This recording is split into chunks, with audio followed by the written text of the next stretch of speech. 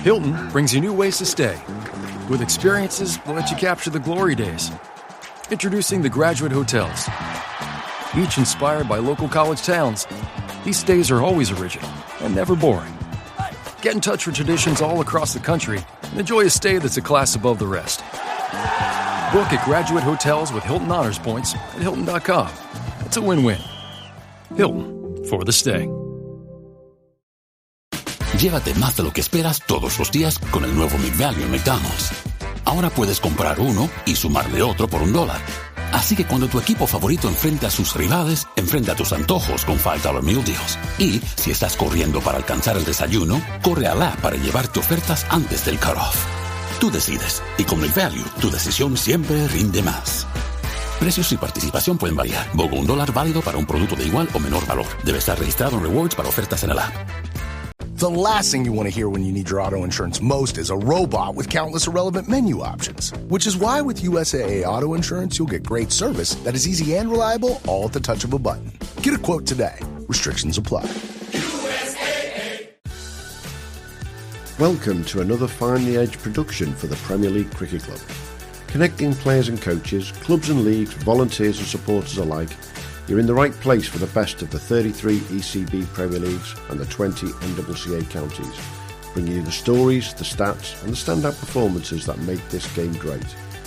Don't forget to hit the subscribe button to both our Premier League and NCCA shows so you don't miss any episodes. Now, shall we get stuck in? Welcome everybody to the Premier League Cricket Show, and we're going to do one of our little pre-season previews. It's a bonus episode that's coming out this week for you guys to be able to basically look for one of the leagues that we think, between myself and Hugh, we think it'll be one of the most interesting leagues to watch this season. So 2 years ago, this club that we're talking to came 9th. Last season, they came 2nd in the Cornwall Premier League, and it's fair to say they gave the leaders Penzance a bit of a good run. Joining me today, wicketkeeper and all-round social media guru when it comes to Callington, Cornwall League, and God knows how many other things around there, Mr. Joe White. How you doing, mate? I'm very well, thanks. It's a pleasure being on. It's great. We've spoken a number of times over the last year or so, but to get you to talk about the most important thing right now, cricket, as we're about to crack on with the season, it's where we're at. How excited are you? We're recording this 48 hours before the season starts. Yeah. By the time it goes out, there'll be 24 hours to go. Is it Christmas coming? Yeah, it feels good. On a personal level, I'm really excited. And as a team and a club, we're buzzing for this season. So yeah, get us on the field come Saturday. We'll be up for it. Absolutely. I know, talking to the lads at Penzance a few weeks ago when I was down there myself on holiday, somehow managed to get myself out to a training session as well. You guys are a bit too far north, otherwise I've been up there as well. Yeah. They were excited. The season's come around very quickly all of a sudden now. The Cornwall League's been, and we'll come to it in a bit, a real bustle when it comes to transfers over the winter. It's died down a little bit in the last few weeks, and now bang, the season's on top of you, isn't it? Yeah, there's been some good signings around the county this year, especially in the Premier League. So I think it'll be one of the strongest leagues we've had down here this year. And I know Penzance are obviously very strong, and hopefully we'll be on their case all season. For listeners who don't know, can you explain to them why there has been so much action going on the transfer? Because there has been some change in the rules, hasn't there? Yeah, so they made a change last season. It was about the professional rule. So you could have one player who had 20 first-class games, and then you could have, everyone else. But you could have as many professionals under 20 games, if that makes sense. Yep. And we had Max Waller and Graham Wagg, which was great experience in both of them. And then it came to the end of the season, and we kind of had to make a decision who was going to keep, or it was a bit of a mad one to pick between two legends. Luckily, we had a conversation with Max Waller, and he's now our head coach, which is fantastic. So he'll still be there on match days. He'll take all the training sessions. So to keep those two at the club for us was really important. Yeah. So that meant we lost Max, and then we had to, we recruited a couple of other players sort of to fill his spot. So yeah. Does that mean then that if Waggy is, for example, injured, Max can step in now. Yeah, so Max is still registered as a player. We still got him a load of brand new Nike playing kit just in case. So it's a little bit of a just different version of what they've got in Nottingham with their point system taken out, which is effectively replicated from the grade system in Australia. It's saying that these guys are basically worth more, so therefore you can't have too many of them on the pitch. Yeah, I think basically it's stopping clubs that can afford to have those guys represent them taking over the league and having, five, six, seven professionals and other clubs having one. So I think it's a fair way of doing it. Obviously, from a club point of view, we was gutted about the rule. We did vote against it, but yeah, it probably is the best decision for Cornish cricket. I'm going to I've got to throw you at that one. Let me guess, you and Penzance both voted against it. I think so, yeah. I don't think you get to see who voted, but I'm pretty sure there was only 2 or 3 votes. I'm full enough, pure coincidence. I will see Mr. Wadland on Sunday. So yeah, ask him. I will ask him the question bluntly. But hey, that's what the whole thing, the idea of this vote for. The league gets to vote, not just the big boys, inverted commas. And if it brings to quality to the league, that's the most important thing, isn't it? Yeah, exactly. Most definitely. Looking around those transfers, let's get straight into that because let's start at your place. Last year, you and Penzance went almost all the way to the end of the season, didn't you? It was only the last couple of games. They just started to be a little bit of a gap there then. Yeah. How close do you think you were to getting to them last year? I think we were so close. It was games that we lost and we tied a game at the first game of the season. There was like a couple of games that we lost there. I think one was Helston away. We lost by 10 runs early in the season. And it just kind of, at the time, obviously you're gutted, but then you look at the table towards the end of the season. If we didn't lose that, we'd be 2 points above them. And we lost a couple of games and tied a game and it cost us. I mean, we beat Penzance in both league games last year. We beat them at our place. I don't want to speak too much badly about them, but we rolled them for 57 at our place, which was incredible. I mean, I'll say it out loud. That's a spanking. Yeah, it was a bit of a spanking, but the wicket weren't too flash. It was a green seamer, some bad shots played, and we won at their place as well. We chased down 275, which was one of the most amazing cricket games I've ever been involved in. One of our lads scored 100. Young lad came in at 5 or 6, and we got the run. We needed 10 off the last over, I think it was, and I was out there. I was batting number 11 that day, and I came in, and I'm normally quite a cool head, and I was nervous as a kitten. And we managed to, I think I only had 1 or 2, but the other lad knocked them off, luckily. So that was insane. Those games were insane. So we know we can compete with them. That's the thing. We know we have a side that can compete. I think for us, it's more of a case of, if we pick up one win against them out of the 2 games and we match, if not better, the wins against other teams, we'll be obviously, hopefully in the driving seat. And the other thing that went against you last year, whether we like it or not, unfortunately, was you had 2 more abandonments than they had, which automatically gave them more chance to win points. Yeah. Callington's a funny old place because there's Kit Hill there. There's this massive hill that's around our ground. And like you'll have games that it's sunny everywhere, and you drive into Callington, and there's just a massive rain cloud over this hill, and sometimes it gets us, and sometimes it doesn't. Absolutely. This year it did cost us a couple of times, but that's just luck of the draw, I suppose. And the way the season started in 2024, I mean, Cornwall, you've never seen rain like it for the March and April last year, have you? Whereas this year, I'm guessing everywhere is almost brown and dusty. Yeah. I mean, the weather's been incredible. I think most of England's had it pretty similar this last week or 2. It's been amazing. So hopefully some decent wickets to bat on. Definitely. And some dry weather Saturday. Let's look forward to this season going forward then. Expectations for Callington. There's a lot going to be around the signings and the departures that you've had from the team. My headline signing for you guys by an absolute mile is Max Tryphanos. How excited is to get him on board? Yeah, really exciting. I've wanted to bring him to the club for a couple of seasons now. I've been on his case. I know when he came on as one of Cornwall's professionals, it was a couple of years ago, 2 or 3 years ago.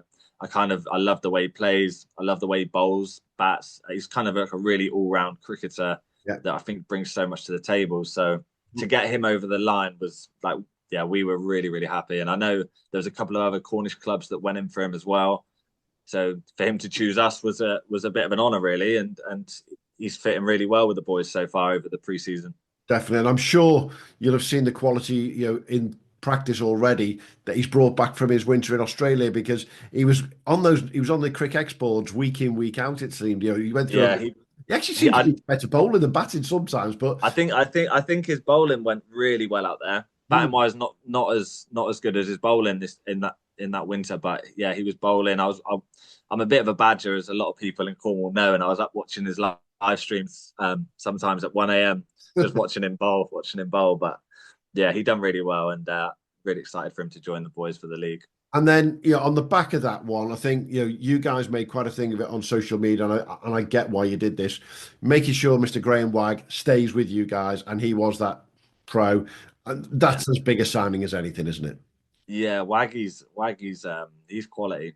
He's just turned 42 this week, so he's a bit older than the prime Graham Wagg running in and bowling left arm seam. But at Premier League level, bowling left arm spin, batting in the middle order of his experience, he bats so well. He paces his innings well. A lot of people remember Graham Wagg coming in at 7 or 8 for Glamorgan and trying to whack it everywhere, but he's a proper batsman, especially at that level. So yeah, having his experience in the middle order is crucial for us around some younger boys. Yeah. So yeah, getting him on board again was big, and Getting that nice mix around the squad, basically. yeah, that's it. And I think we've kind of got that this year. Right, got you. You talk about Glamorgan and South Wales, Xavi Clark coming down from Ammanford. That's a pretty decent signing as well, isn't it? Yeah, it's a completely random one for us, to be honest. I've spoke to Xavi in the past, but it wasn't actually someone we went into the winter trying to sign, if I'm completely honest. Mm-hmm. It kind of came about because he's best friends with Trifanos. Yeah. Max kind of said, I've got a friend who's looking for a club. If you'd be interested. I said, who is it? He said, Xavi Clark. And I said, hell yeah, we're interested. Bring him down. And it kind of just went from there, and probably helped us sign Triff as well. Okay. It was probably one of the things that he probably thought, well, I can go down there with my best mate, play club cricket. Both are going to be playing for Cornwall. That's a bit of inside info. Absolutely. So it's Xavi's quality, from what I can see, very destructive with the bat. Very, most definitely. And then your decent bowler as well. Your pro, Mr. Rowan Taplin. Where did that one come from? Okay, that seemed left field to us. So Rowan's another. Yeah, so we got basically reached out to us and said, I've got he's actually got a British passport.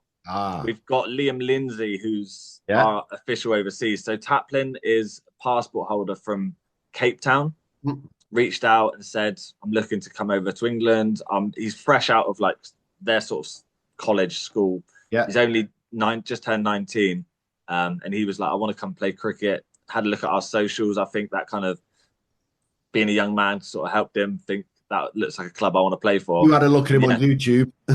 I had a look at his batting, and I seen the way he hit the ball, and I was like, okay, this exactly. We saw that from you guys when you put it on social. Like, hang on a minute. Yeah, no, he's a proper player, and young lad. We've got some other lads at the club, obviously around 18, 19 as well. So he's kind of been hanging out with those boys, and hopefully he feels like part of the community already. He's only been here a few weeks, but yeah, I think he's settled in really nicely, and he's excited to go as well. And that's the most difficult thing for anyone who's coming from overseas, isn't it? It doesn't matter what age they are; they've got to fit in with the lads. Yeah, exactly. And I know that firsthand. I've played overseas 4 seasons now, and it can be quite daunting, especially when you're young, when you're 18, 19. So absolutely, 100%. Yeah, make them feel welcome for sure. Looking around the rest of the league, the signings that I've had, I mean, you're not quite up there with the Bradford or the Huddersfield League with the amount of action that's been going on there, but you're one of the busiest down south by a long way. Partly down to the fact that Cornwall clubs like to put their signings out on socials, and we applaud that, because why not make something of it? What signings have sort of you seen and gone, oh, that's one that's going to be really interesting? Yeah, there's been a few. I really like the signing that Grandpound Road have made of Anthony Angove. Yeah. So they've signed a lad called Anthony Angove, who played for Penzance for quite a few. He was originally at Falmouth, moved to Penzance when they won the league a few times. Mm-hmm. Opening batsman that bowls seam. He's a really exciting player. He's not young. He's got to be my age, mid-30s, but a great signing for them. So I'm looking forward. And I think they're a lot thinner as a squad. So yes. I think him coming in with their overseas, Ravi Karunaratne, who's a great player as well. Hopefully it'll be enough for them to stay up in the league. So I'm excited by that. Obviously, Penzance, insane signings across the board. I think they've got 4 bowlers that can bowl 80 plus mile an hour, mm-hmm. which is exciting. for them. But I think their biggest signing is the batter, Mr. Halstead-Cleek. Yeah, he looks like he's a bit of an X Factor player. I Without a really like him. He obviously scores a lot of runs. Second 11, was it against second 11 sides? He scored a load for the uni. Obviously scored a lot of runs in the Weppel. I think he's going to be very good. And one thing I've noticed about him and in Cornwall in general, guys don't play spin very well down here. He's one guy that looks like he plays spin. Yeah, he seems to feed off it, to say the least. But I think somebody else who looked to play spin quite well, who's left Penzance, and I was surprised by this one, was Andrew Libby. Obviously they can't have so many players in there at the end of the day. Yeah, and to see Andrew move, he's been a run scorer for Penzance for years, hasn't he? To see him move across to, is it St Austell? Libs has gone to St Austell. That's St Austell's his sort of home club in a way. He was there for a long time. He played for Callington for 2 seasons. Yeah, 2014 and 15. Then obviously he's been around a little bit. He played at Truro as well. But I think he's just got to the point now where he just wants to return, play with his mates, and I kind of rate it. I kind of rate it. But he's a good player, very good player. And one of the more recent ones that we've seen out on socials, Lewis Goldsworthy leaving Camborne. Yeah, I wasn't surprised that he obviously left Camborne because coming down from Somerset, he probably wouldn't want to play in the league below. Helston, I didn't see that coming. I'll be completely honest. Took me by surprise. Yeah, it took me by. I think it took everyone by surprise, that one. And I don't know how many games he'll be able to play, but he'll definitely be available for the Callington ones because he always is. Okay. Last year he scored 150 against us, first game of the season. Yeah. When we put 252 on the board and he got them a tie. So I think the second top scorer had about 19 or 20 and he scored 150 and he did pretty well when he turned out, to say the least, didn't he? Oh yeah. Yeah, no, he's different class. So yeah, Helston, they've also got a brilliant overseas player from Australia, a Sydney Premier Grade cricketer, Grade 1 cricketer. Okay. He looks very handy as well. Yeah. And the other one back at your place, which I think you're really pleased to get back, is Mr. Daniel. Yeah, really, really happy with that one. Yeah. Really happy. Danny's he brings something different to our attack. He's a bit faster than what the other seamers that we've got, a bit skiddier. He's only short, stocky, but he surprises you with his pace. And also he's got 4 Premier League hundreds in the Northants League. Yeah. He'll bat 8 or 9 for us. It's like the depth we've got is crazy. And I feel like, he lengthens our batting lineup and brings so much with the new ball. Which is what it's all about, isn't it? You've got to have that depth full stop across the squad to be able to compete. If we want to win the league, we have to have depth. Otherwise, you've got no chance. Yeah, most definitely. In terms of young players, either at your place or elsewhere around the league, is there anyone in particular that you'd say to people who are listening in, keep an eye out for that name? Because Hugh and I are always picking these names out. There's a guy last weekend, Henry Redmayne, scored a big ton for Lutterworth in the Leicestershire League, 18 years old. You're like, we like them. Who are the names you spot out there? Yeah, so I'll start with our club. So we're actually giving a Premier League debut to a 17-year-old on Saturday. He's a seamer called Spencer Watley. He looks sharp. Yeah, so he's come through the age groups and third team, second team.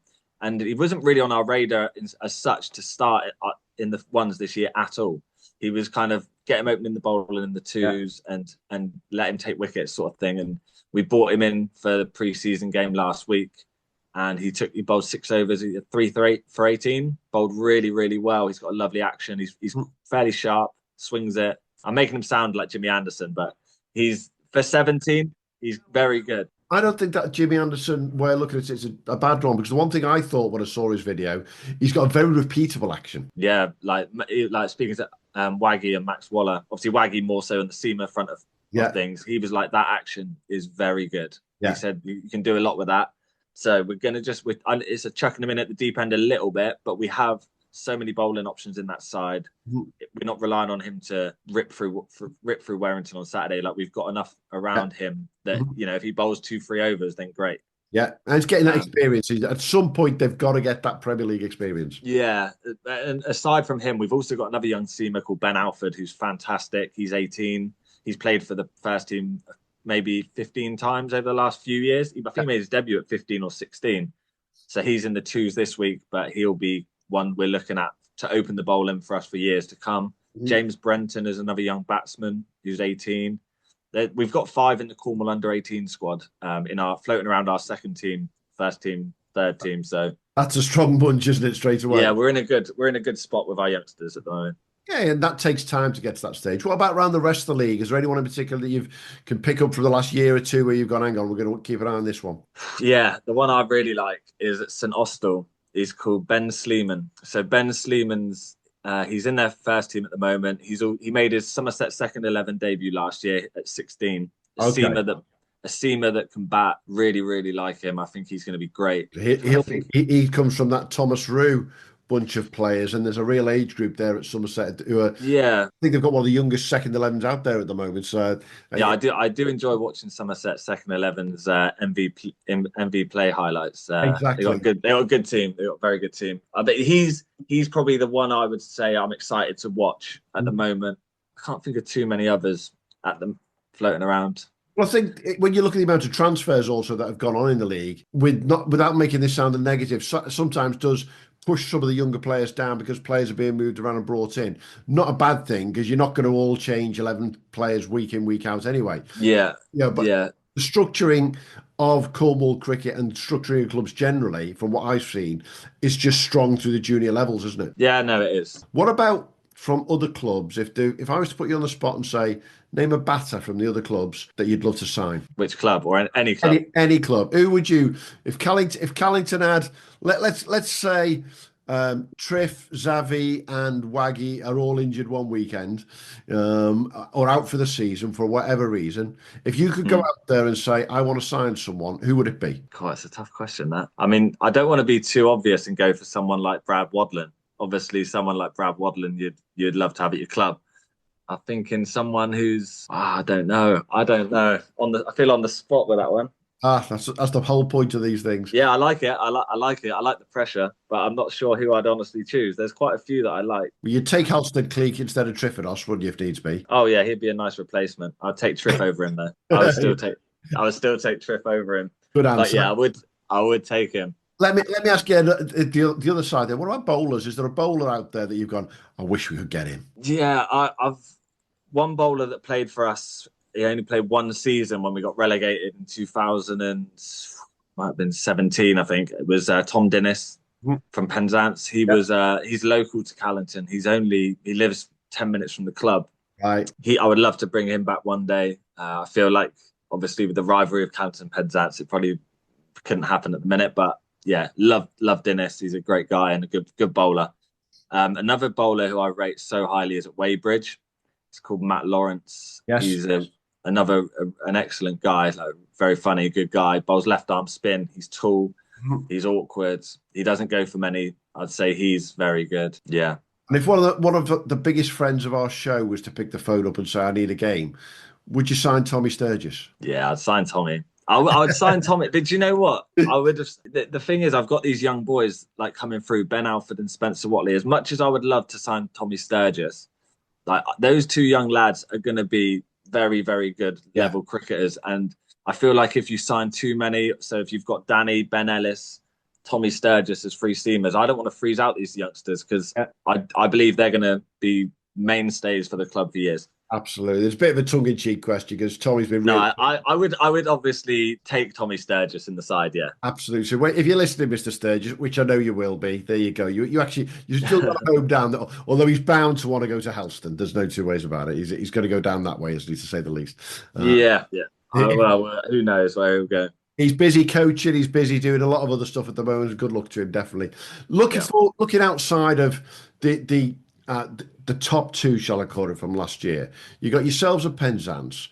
I expect you two to be in the top three. Who would you say would be the dark horses to challenge you guys going forward this year? I'll say there's probably the most obvious one would be Weybridge, I would say. But if we're talking dark horse, I'd say the dark horse would be St Austell. I think they're a team that know their own ground really well. Mm-hmm. They've got some great experience. They've got three brothers called the Bones, Gary, Alex and Mike Bone, all very good experienced cricketers and some good youngsters coming through. I'd say they've signed a pro for the first time. They normally get like an amateur, overseas amateur. They've signed a Sri Lankan professional.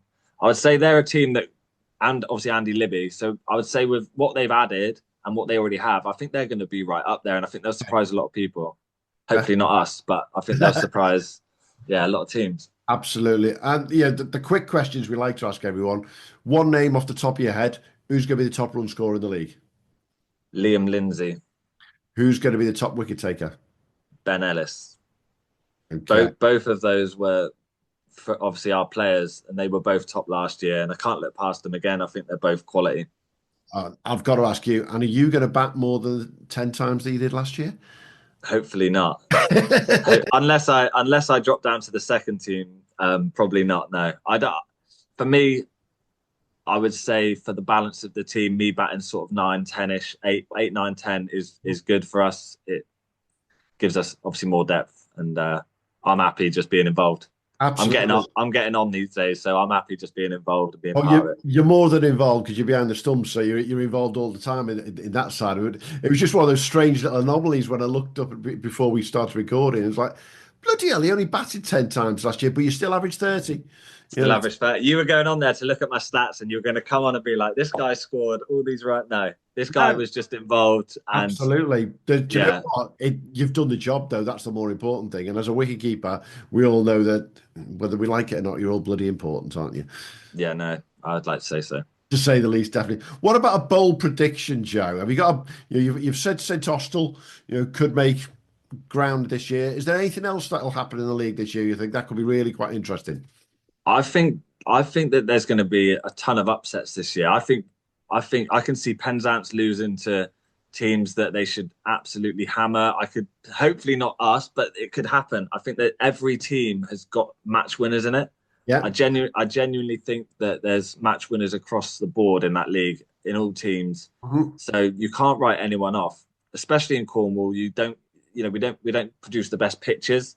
So there's a day where a seamer that may not be better than you will roll through you. Yeah. And the And weather can affect you a little bit more than the rest of the country.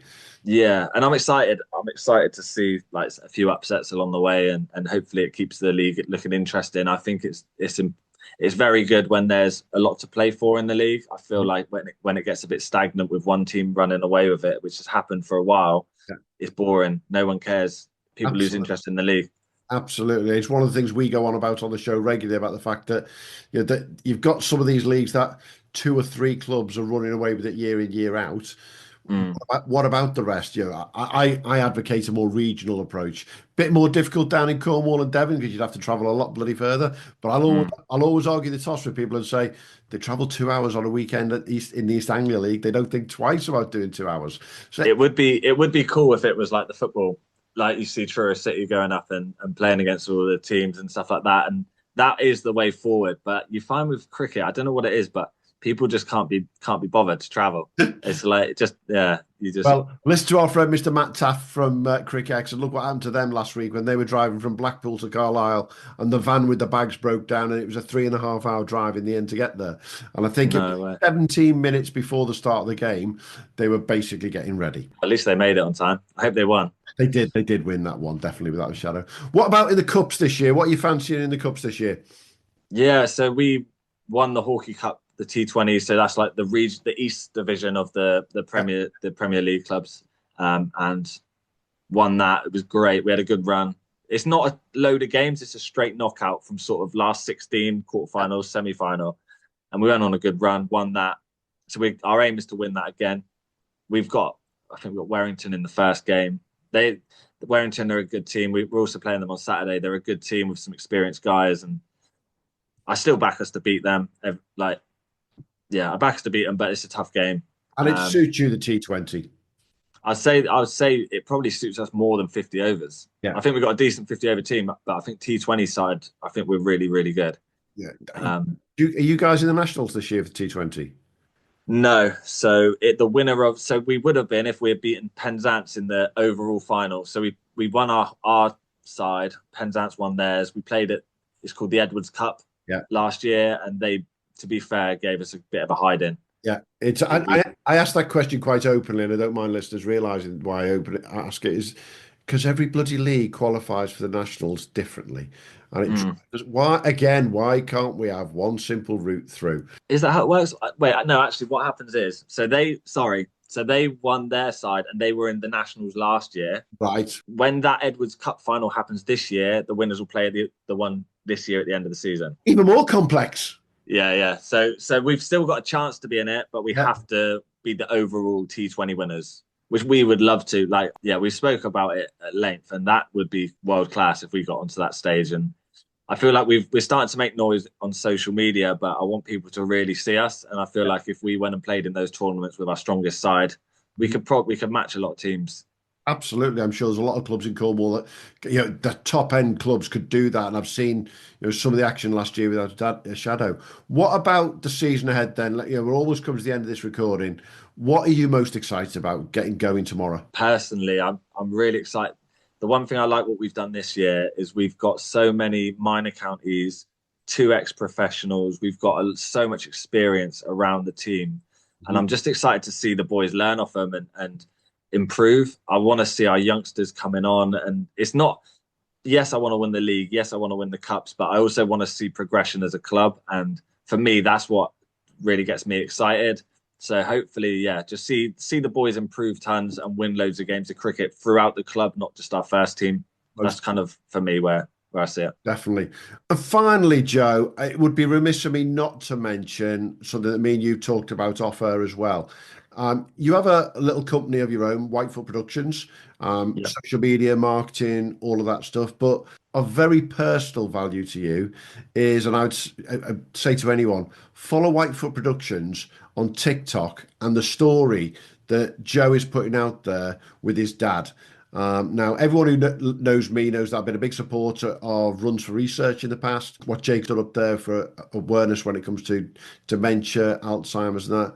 Joe, you're doing the same, but on a huge scale right now. Yeah, no, it's crazy. Like starting the platform on TikTok, raising awareness for Alzheimer's and dementia with videos with my family and my dad and how we kind of cope with the journey of caring for dad, basically. And it all started with one video that sort of blew up, and we just went from there and just kept raising awareness, and I can't believe kind of how big that platform's got now. And appreciate everyone that does already follow. If you don't follow, feel free to. Absolutely. You'd just be joining another 122,000 people who are already following them on there, and it is an incredible watch. It's very personal to me as well, as Joe and I have discussed.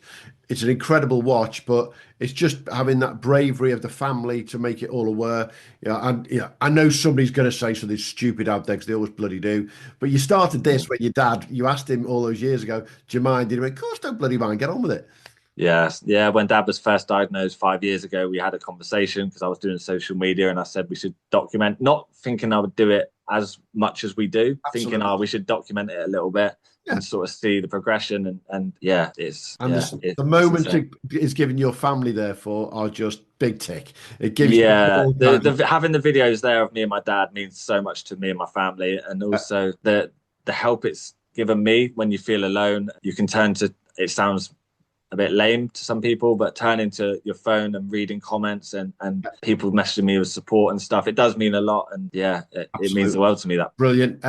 Follow Whitefoot Productions on TikTok, but I would also urge you, and it's a big up for you, follow Callington on their socials. They do a phenomenal job on their socials. Joe's the man behind all of that. You won't miss them because they've got the brightest bloody neon green out there. I don't know whether that's a change over the years, but it works, doesn't it, at the end of the day? It was a change we brought in when it was a couple of years ago, and I was sick of using that dark green color that just every club uses, and I thought we're trying to be a bit different here. Let's go down this route, and the committee agreed. Absolutely. They're great socials. They'll be doing plenty during the season.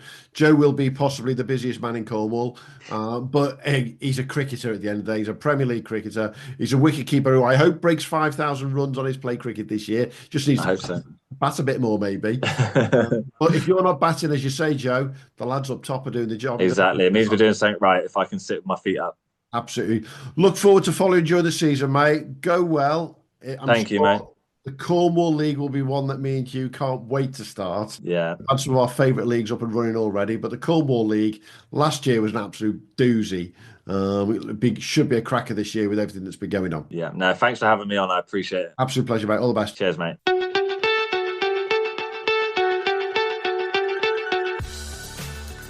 Thanks for joining us at the Premier League Cricket Club.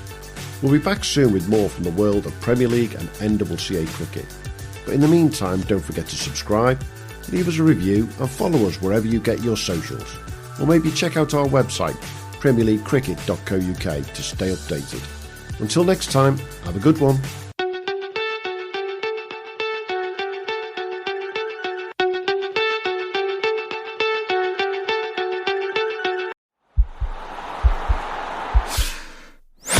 This podcast is part of the Sports Social Podcast Network.